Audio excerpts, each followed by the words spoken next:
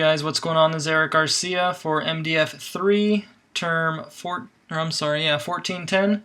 This video I'm going to give you a brief overview of our project 2. As you can see here, I just got the code running here in the emulator. Some of the updates for this week was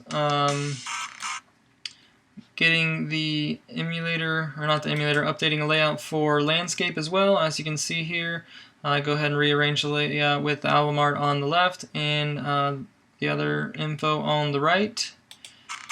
As you can see here, loaded in with that. And just jumping back into portrait, it's a little easier to see and work with. If you hit play, you have that. I got everything working properly. Last week I had some issues with stop and play, but it is working, and when you stop, you clear the notification here from the foreground, and while it's playing, you can go home, do whatever you want, go back into the media player, and it'd still be there.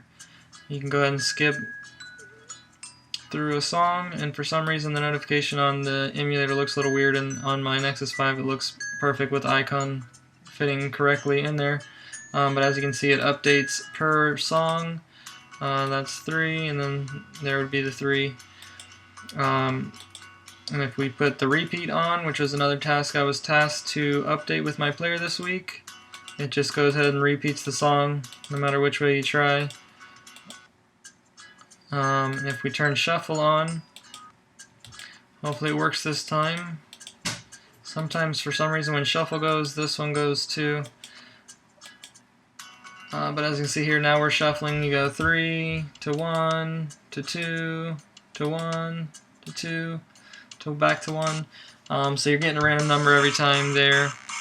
And we will go ahead and stop the music and jump into the code. One thing that I didn't fully get to integrate was the taskbar here. It was running last minute and just wasn't able to figure out how to get that updated. Jumping into the code, I'll show you where I attempted to, which was right where I was at. Here in the runnable, I created the position and got the duration, and tried to do a thread that slept every second and updated that seek bar. But for some reason it wasn't working, crashing the app, and I didn't have a chance to figure it out before I submitted this, so I just went ahead and commented that out and went without it. Jumping over into the services, just a quick overview. All the basic messages or methods for the service, creating, starting, and destroying the service, binding and unbinding it. Then I created individual methods for setting the notification and dismissing it from the foreground notification. And then I just have the onPrepared listener here, which go ahead and obviously prepares, starts the playing when it's prepared.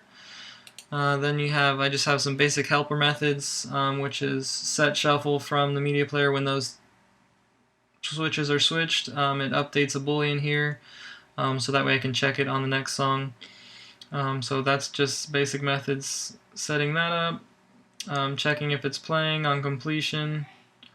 This is if it's prepared, checking the current song duration, song position, all for the seek bar, which isn't currently working.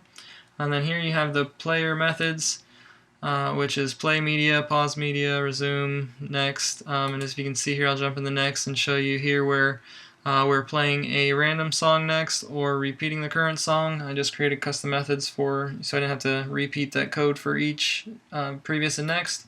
And they both call their respective methods for repeating the current song or getting a random number and updating the current song to that number.